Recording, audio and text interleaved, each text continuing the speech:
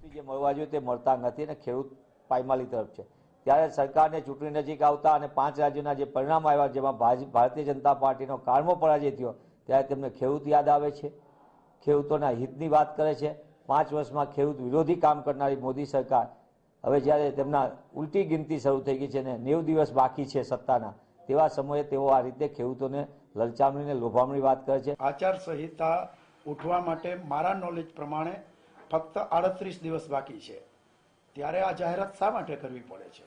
23 વર્ષથી આ ગુજરાતમાં ભાજપનું શાસન છે, શા માટે ખેડૂતોને એક પણ જાતની રાહત અથવા કોઈ ટેકાના ભાવથી માંડીને જે ટેકાના ભાવે મગફળીને ખરીદે છે એ ફક્ત એક ખેડૂત પાસેથી 125 મણ જ ખરીદે છે। જે ખેડૂતો ઉપર આફતના વાદળો છેલ્લા પોણા 5 વર્ષથી ગુજરી રહ્યા હતા, સરકારે એમની સામું જોયું ના।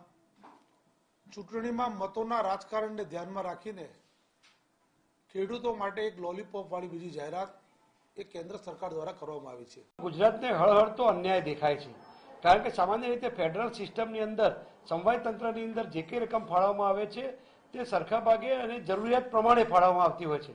ગુજરાત અને મહારાષ્ટ્ર એ બે દેશની અંદર એવા રાજ્યો છે કે જે સૌથી વધુ ટેક્સ ભરે છે, એટલે એના પ્રોરેટા પ્રમાણે પણ ખેડૂતોને વધુ